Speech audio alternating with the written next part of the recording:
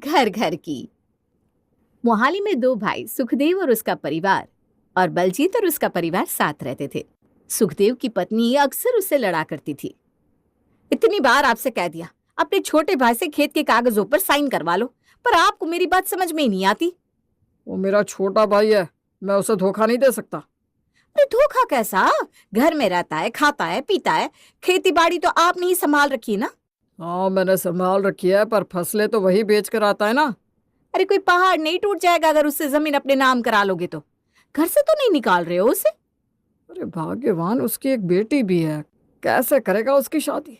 तो उसकी बेटी की शादी के लिए अपना घर भी बेच दोगे क्या? कैसी बात करती हो, भगवान ना करे कभी ये ना बताए। एक बात सुन लो, या तो वो खेती अपने नाम कर लो या फिर इस घर का बंटवारा कर दो। तुम हंसते खेलते परिवार को अलग क्यों करना चाहती हो? परिवार कुछ नहीं होता, ये सब दिखावा है। जल्द से जल्द इस बात का फैसला कर लो, वरना मैं घर छोड़कर चली जाऊंगी। दोनों बच्चे एक दूसरे को इतना प्यार करते हैं, तुम उन दोनों भाई बहनों को भी अलग कर दोगी? मैं ज्यादा इस बारे में बात नहीं करना चाहती। फैसला कर लो, या तो बंटवारा या फिर मैं और तुम्हारा लड़का। क्या चाहिए? सुखदेव ना चाहते हुए भी बंटवारे के लिए मान गया। बलजीत, मैं इस खेत का और घर का 2 हिस्सा कर रहा हूँ। लेकिन भाई, हमारे पापा नहीं चाहते कि ऐसा कभी हो। अरे उनके चाहने ना चाहने से कुछ नहीं होगा, वो इस दुनिया में नहीं है अब। भाई, आप इस हंसते खेलते परिवार को अलग क्यों करना चाहते हो? अरे मैं खुश नहीं हूँ, मेरे लिए ये हंसता खेलता परिवार नहीं है। आज से हमारा सब कुछ अलग है। आपने फैसला कर ही लिया है तो मैं कुछ बोलूंगा नहीं। बड़े भाई की बात मेरे लिए पत्थर की लकीर है। प्रीति ने जैसा चाहा वैसा हो गया। बंटवारे से प्रीति के अलावा कोई भी खुश नहीं था। सुनिए जी, खाना परोस दूं आपको? ऐसे कब तक भूखे रहेंगे? विमला, मुझे तो समझ में ही नहीं आ रहा, भाई ऐसा कैसे कर सकते हैं? देखिए, जितना मैं जेठानी जी को जानती हूँ, मुझे लगता है ये सब उनका किया कराया है। अरे पर मुझसे कोई गलती या भूल तो नहीं हो गई जिसके कारण भाई मुझसे नाराज हो गए हो? आप कैसी बात करते हैं? ऐसा कुछ भी नहीं है। जेठानी जी शुरू से नहीं चाहती थी कि हमारा परिवार एक रहे। रोहन और गीत भी एक दूसरे को याद करते थे। राखी का त्योहार था। माँ, मैं ताई जी के यहाँ जा रही हूँ भाई को राखी बांधने। वहाँ जाकर क्या फायदा? तेरी ताई जी तुझे राखी तो बांधने ही नहीं देगी। ताई जी नहीं बांधने देगी तो क्या हुआ, भाई तो राखी बनवाएगा ना। देख, मैं रिश्ता निभाने से कभी मना नहीं करती। अगर तुझे ऐसा लगता है तो तू जा सकती है। गीत अपने गेट से निकलकर रोहन के गेट में घुसती है। क्या बात है, राखी पर भाई की याद आ गई या फिर पैसों की याद आ गई? नमस्ते ताई जी, भाई की तो हमेशा ही याद आती है। मैं पैसे लेने नहीं आई हूँ, मैं तो भाई को राखी बांधने आई हूँ। अरे मुझे मत बताओ, सब पता है मुझे तेरा बाप कितना निकम्मा है। भेजा होगा तुझे कि राखी बांध और कुछ पैसे लेकर आ। आप मेरे पापा के बारे में इस तरीके से बात नहीं कर सकती। मुझे कोई पैसा नहीं चाहिए, मुझे बस अपने भाई को राखी बांधनी थी। उसका एग्जाम है, वो पढ़ रहा है और वो राखी बंधवाने बाहर नहीं आ सकता। ठीक है, तो मैं ही उसे राखी बांध देती हूँ। इस घर में तो कदम रख लिया, लेकिन इसके आगे आने की तुझे कोई जरूरत नहीं है। जा अपने घर, कोई राखी वाखी नहीं बनवानी। वक्त गुजरा। अब रोहन की शादी तय हो गई थी। माँ, अब तो भाई की शादी हो गई है, देखना अब सब कुछ ठीक हो जाएगा। मैं दुआ करूंगी बेटा कि जल्द से जल्द इस घर में वापस से खुशियां आ जाए। माँ, सच कहूं मैं बहुत खुश हूँ भाई की शादी के लिए। तेरी ताई ना बहुत बेकार है। वैसे वो तेरी भाभी को देखने ही दे, वही बहुत बड़ी बात है। मिलने की ख्वाहिश तो छोड़ ही दे तू। क्या पता भाभी आए तो ताई सुधर जाए और सबका मन बदल जाए। रोहन की शादी सोनी से हो जाती है। शादी होने के बाद अगले दिन ही प्रीति अपनी बहू को सिखाना शुरू कर देती है। सुना बहू, ये मेरा हुक्म मानो या मेरा सुझाव, और कुछ भी कर लो पर इस घर में एक काम तुम नहीं कर सकती। जी माँ जी, जो आप कहेंगी मैं आपकी सारी बात मानूंगी। देखो, हमारे घर के पास में जो पड़ोसी है ना, वो बिल्कुल भी अच्छा नहीं है। तुम उनसे कभी भी बात नहीं करोगी। पर आप ऐसा क्यों कह रही हैं माँ जी? ज्यादा सवाल पूछने की जरूरत नहीं है। तुम्हें इस घर में जैसे रहना है रह लो, जो करना है करो, पर इन पड़ोसियों से बात नहीं करनी, मतलब नहीं करनी। एक दिन सोनी छत पे कपड़े सुखाने जाती है। सोनी के पड़ोसी जसमीत भी छत पर ही घूम रही थी। अरे अब तो रोहन भैया की पत्नी है ना, नजर ना लगे, अब तो बहुत खूबसूरत है। आपका बहुत बहुत धन्यवाद। मैं आपसे एक बात पूछ सकती हूँ, अगर आप किसी से ना कहे तो? हाँ हाँ बिल्कुल पूछिए जी, मैं आपकी बातें किसी को नहीं बताऊंगी। ये जो हमारे साथ वाले पड़ोसी हैं ना, मेरी सासू माँ ने इनसे बात करने के लिए क्यों मना किया है? क्या ये लोग बुरे हैं? अरे नहीं जी भाभी, ये तो बहुत अच्छे लोग हैं। और आपको पता है, रिश्ते में ये आपके सगे चाचा लगते हैं। तो फिर माँ जी ने मुझे इनसे बात करने के लिए मना क्यों किया? वो तो बंटवारा होने के बाद दोनों लोग अलग हो गए हैं।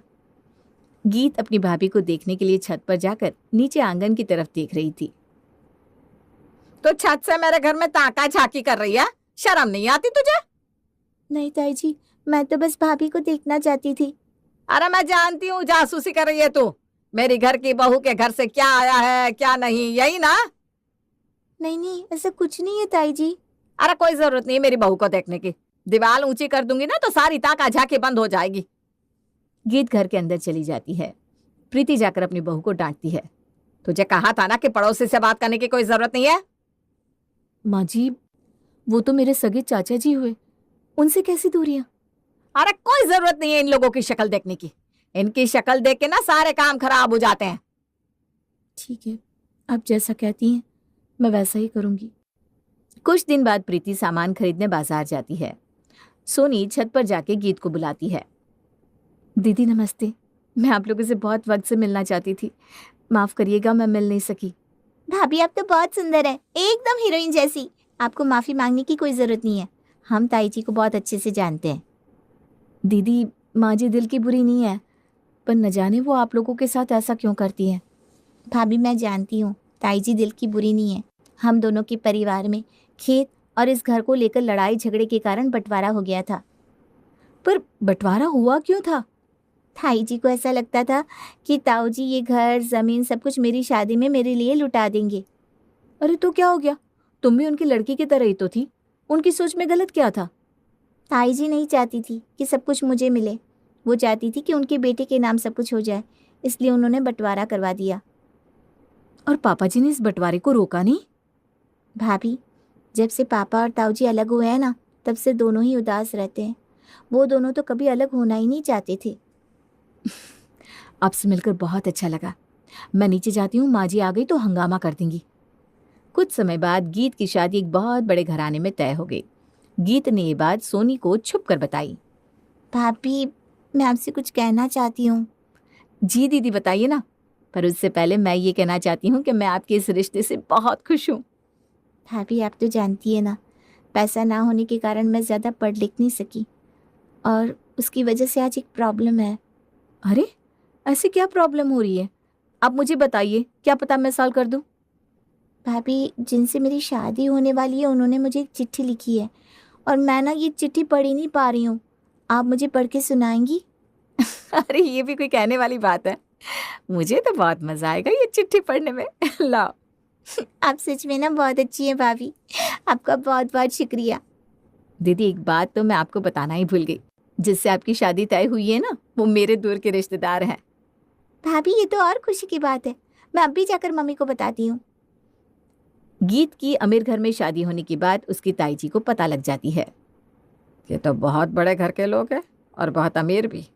अगर इस लड़की की शादी उस घर में हो गई, मेरा तो सब कुछ धरा का धरा ही रह जाएगा। मेरे होते हुए ऐसा नहीं हो सकता। मैं इस लड़की की शादी उस अमीर घर में कभी होने ही नहीं दूंगी। प्रीत गीत के ससुराल वालों को अपने घर बुला लेती है। देखिए, मैंने आपको यहाँ इसलिए बुलाया है क्योंकि मैं आप लोगों का बुरा नहीं चाहती। देखिए बहन जी, जो भी कहना है साफ साफ कहिए। अरे जिस घर में आपने रिश्ता भेजा है ना, वो मेरी भतीजी है। अरे क्या बताऊं, वो लड़की चरित्रहीन है। पता नहीं कितने चक्कर चला रखे हैं उसने। अब बड़ी है तो जो मन हो वो नहीं कह सकती, अब किसी की लड़की के बारे में बात कर रही हो। बेटा अभी तुम बच्चे हो, भला मैं अपने परिवार की बुराई क्यों करूंगी। अगर आप सच कह रही है तो मैं इस घर में रिश्ता नहीं करूंगी, पर आपको ये बात साबित करनी होगी। अरे जी बिल्कुल, मैं ये बात साबित कर सकती हूँ। मेरी बहू सोनी, उसे तो आप अच्छे से जानते हो। हाँ जी, वो तो हमारी बेटी जैसी है, शुरू से लेकर आज तक उसने कभी झूठ नहीं बोला। वो बहुत सभ्य और सुशील लड़की है। ठीक है, तो मैं उसे अभी बाहर लेकर आती हूँ। वो आपको उस लड़की के बारे में सारी सच्चाई बता देगी। प्रीति अपनी बहू को लेने उसके रूम में जाती है। बहू, मैंने तुझे अब तक माफ कर दिया, चाहे तूने जो भी किया हो, पर अब मैं जो बोल रही हूँ वो ध्यान से सुन। जी माँ जी, क्या बात है? बाहर गीत के ससुराल वाले बैठे हैं, तू उनसे जाकर गीत और उसके घर वालों की बुराई कर। नहीं माँ जी, मैं ऐसा बिल्कुल नहीं करूंगी। चाचा जी, चाची जी और गीत सब बहुत अच्छे हैं। बहू, अगर तूने ऐसा नहीं किया और एक भी अच्छा शब्द अपने मुंह से निकाला तो मैं तुझे इस घर से निकाल दूंगी। सोनी रूम से बाहर जाकर मेहमानों से मिलती है। बेटा सच सच बताना, गीत कैसी लड़की है? ये उसकी और मेरी दोनों की फैमिली की इज्जत का सवाल है। आंटी जी, मैं आपको बचपन से जानती हूँ और ननद को भी। मैं आपसे झूठ नहीं बोलूंगी। हाँ बेटा, खुल के बोल जो भी बात है। आंटी जी, मेरी ननद बहुत अच्छी है। चाचा जी, चाची जी, सबका व्यवहार भी बहुत अच्छा है। गीत दीदी तो घर से जल्दी बाहर तक नहीं आती। गगन के परिवार वाले प्रीति को 4 बातें सुनाकर वहां से चले जाते हैं। आज तक तुझे किसी चीज के लिए मना नहीं किया मैंने सोनी। तूने जो किया है इसकी सजा तुझे मिलकर रहेगी। माँ जी, मैं किसी के लिए भी झूठ नहीं बोल सकती। और गीत दीदी तो बहुत अच्छी हैं। आप क्यों उनसे परेशान हैं, मुझे समझ में नहीं आता। अब तू इस घर में नहीं रह सकती, तेरी यहाँ कोई जगह नहीं। आप मुझे यहाँ से निकाल नहीं सकती। मैं आपके बेटे से आपकी शिकायत कर दूंगी। मैं उसे कुछ पता चलने दूंगी तब तो। वैसे भी वो अभी घर पर है नहीं। जब तक वो आएगा तब तक मैं तुझे धक्के देकर यहाँ से निकाल चुकी हूँगी। प्रीति सोनी को घर से बाहर कर देती है। शाम को रोहन घर आता है। माँ, सोनी कहाँ है? दिखाई नहीं दे रही। देख बेटा, मैंने उसे बस इतना बोला कि घर पर थोड़ा काम है, वो करके फिर चली जाना मायके पर। माँ, क्या बात है? पूरी बात बताओ ना। अरे बेटा, उसने तो मुझे इतनी खरी खोटी सुनाई और देख मुझे जोर का धक्का देकर चली गई। माँ, ये चोट अब मुझे दिखा रही हो? कितना खून निकल रहा है। पहले दिखा नहीं सकती थी? अरे बेटा छोड़ना, घर की बात है, कोई बात नहीं। वो भी किसी की लड़की है, बच्ची है, अभी अकल नहीं है।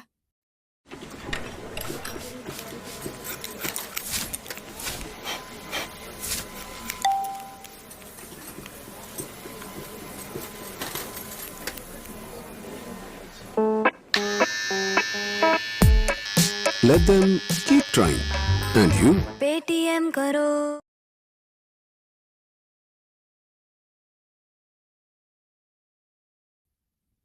कोई बच्ची बच्ची नहीं होता। माँ, तुमसे ऊपर मेरे लिए कोई नहीं। और अब उस लड़की के लिए इस घर में कोई जगह नहीं। नहीं नहीं बेटा, ऐसा मत बोल। कहाँ जाएगी बेचारी? यही तो उसका असली घर है। कह दिया तो कह दिया। बस अब वो इस घर में कभी कदम नहीं रख सकती। कुछ दिनों बाद गीत की रोहन से मुलाकात होती है। भाई, भाभी को घर ले आओ प्लीज। देख गीत, मैं तुझे सगी बहन जितना प्यार करता हूँ, लेकिन तेरी भाभी ने जो किया है उसके बाद मैं उसे घर में कभी नहीं ला सकता। भाई, भाभी ने कुछ नहीं किया। जो कुछ किया ताई जी ने किया है। क्या कह रही हो तुम? भाई, मेरे लिए जो रिश्ता आया था वो भाभी के रिश्तेदार थे। ताई जी ने मेरे रिश्ते को तोड़ने के लिए भाभी से मेरे बारे में बुरा बोलने को कहा और भाभी ने उनकी बातों से इनकार कर दिया। पर गीत, माँ ऐसा क्यों करेगी? भाई, ताई जी ने ही ये किया है। उन्होंने इस चीड़ से भाभी को भी घर से निकाल दिया और आपसे झूठ बोला कि भाभी ने ये सब कुछ किया है, जबकि सब कुछ सिर्फ और सिर्फ ताई जी ने किया था। सुनी, तूने मुझे इतना बड़ा पाप करने से बचा लिया। मैं तो उसे डिवोर्स ही देने जा रहा था। नहीं भाई, जाओ और भाभी को लेकर आओ। भाभी जैसी लड़की आपको कभी नहीं मिल सकती। गीत की सगाई का दिन था। रोहन अपनी पत्नी को लेने निकला था और तभी रोहन के चाचा का फोन बजा। अरे बलजीत भाई साहब, जल्दी से हॉस्पिटल आ जाइए, बहुत जरूरी इमरजेंसी है। लेकिन आज मेरी बेटी की सगाई है, ऐसा क्या हो गया? भाई साहब, आपके बड़े भाई सुखदेव जी के लड़के का एक्सीडेंट हो गया है। इस वक्त वो हॉस्पिटल में है, उसे खून की बहुत जरूरत है। मैं अभी अपनी पत्नी को लेकर पहुंचता हूँ। सोनी से कह दूंगा कि वो अपने ताई और ताऊ को लेकर हॉस्पिटल पहुंचे। घबराइए मत, मैं रोहन को कुछ नहीं होने दूंगा। बस आप जल्दी से जल्दी पहुंच जाइए। गीत अपनी सगाई छोड़कर अपने ताई जी के घर जाती है। ताई जी, जल्दी चलिए मेरे साथ। ताऊ जी कहाँ है? तूने मेरा हाथ कैसे पकड़ा? छोड़, तेरी इतनी हिम्मत! ताई जी, इन सब का वक्त नहीं है भाई को। मेरी गुड़िया, मुझे बता क्या हुआ है? मेरा बच्चा ठीक तो है ना? नहीं ताऊ जी, भाई का एक्सीडेंट हो गया है और उन्हें बहुत चोट लगी है। मेरे बच्चे के पास कौन है अभी? जल्दी जल्दी चलो, न जाने कैसे कितनी चोट लगी होगी। ताऊ जी घबराइए मत, पापा और मम्मी भाई के पास पहुंच गए हैं। मैं आप लोगों को अपने साथ लेने आई हूँ। मुझे माफ कर देना बेटा, मैंने तुम्हारे बारे में इतना गलत सोचा। आप भी मेरी माँ जैसी है, आपको हक है मुझे बोलने का। मेरे इतने गलत व्यवहार के बाद भी तुमने अपनी सगाई मेरे बेटे के लिए बीच में रोक दी। वो मेरे भाई भी है, उनसे बढ़कर मेरी ये सगाई और शादी नहीं है ताई जी। प्रीति हॉस्पिटल पहुंची, अपने बेटे और देवर को देखकर रोने लगी। विमला, मुझसे कितना बड़ा पाप हो गया। मैंने अपने भाई जैसे देवर के साथ ये सब क्या किया। जेठानी जी रोइए नहीं, सब ठीक हो जाएगा। अपने अपने ही होते हैं, ये हमारा भी तो बेटा है। हाँ, देवर जी उसे अपना खून दे रहे हैं और मैंने एक छोटी सी जमीन के लिए उन्हें उनके परिवार से अलग कर दिया। जेठानी जी, कोई किसी को अलग नहीं करता। ये दिल के रिश्ते हैं, खून के रिश्ते। ये बोलने से टूट नहीं जाते। मैंने अपनी इस फूल जैसी भतीजी का घर भी तोड़ना चाहा और ये बच्ची अपने भाई का घर टूटता हुआ ना देख